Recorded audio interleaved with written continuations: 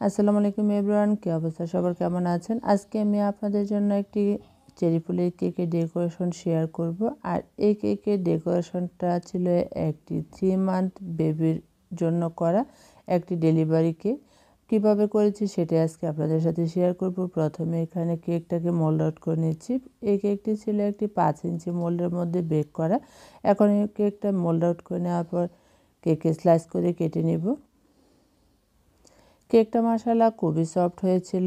এখন এই কেকটি আমি সরিয়ে বুটটাকে ক্লিন করে নিয়েছি। প্রথমে বুটের মধ্যে কিছুটা ক্রিম লাগিয়ে দিতে হবে, তারপরে নিচে লেয়ারটা সেট করে দিচ্ছি।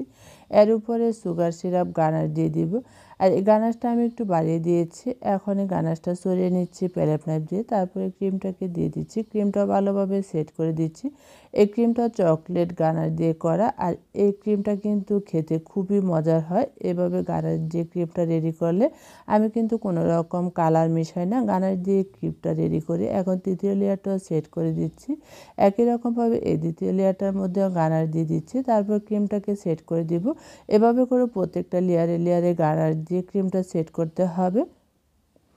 এখন উপরের লেয়ারটা আমি ভালোভাবে সেট করে দিচ্ছি। দেখুন, এর উপরে গানাশ দিয়ে পুরোটাকে ক্রাম কোটিং করে নিব। ক্রাম কোটিং করে নেওয়ার পর প্রথমে কেকটাকে 10 থেকে 20 মিনিটের জন্য নর্মাল ফ্রিজে রেখে দিতে হবে ভালোভাবে সেট হওয়ার জন্য। ক্রিমটা যত ভালোভাবে সেট হবে তখনই কিন্তু ক্রিমটা ভালোভাবে ফিনিশিং আসবে।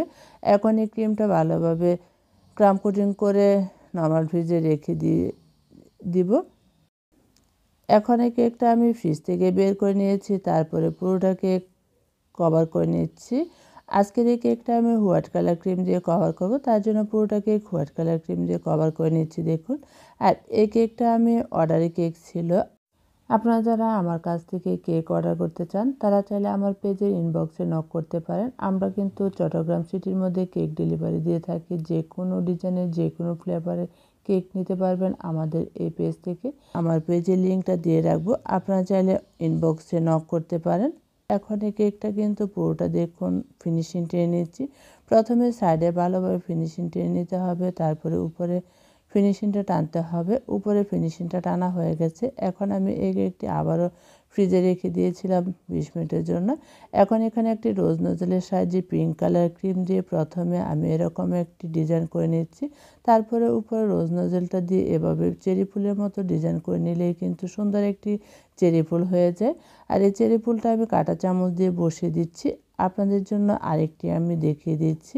এই কেকের ডিজাইনটা ছিল একটি রোজ নোজেল দিয়ে চেরি ফুলটা করে নেওয়া, আর এই রোজ নোজেলের নাম্বারটা ছিল 125 নাম্বার রোজ নোজেল। এখন আপনারা নিচে দেখেই বুঝতে পারছেন কত সুন্দর একটি চেরি ফুল বানিয়ে নিয়েছি। এখন উপরে কিছু কলি দিয়েছি হোয়াইট কালার ক্রিম দিয়ে, তারপরে উপরে লেখাটা লিখে নিয়েছি অফ ক্যামেরায়। আজকের এই কেকের ফাইনাল লুকটা কেমন হয়েছে অবশ্যই কিন্তু আমাকে কমেন্ট করে জানাবেন। আবারও দেখা হবে নতুন কোনো ভিডিও নিয়ে। সে পর্যন্ত সবাই ভালো থাকবেন। আল্লাহ হাফেজ।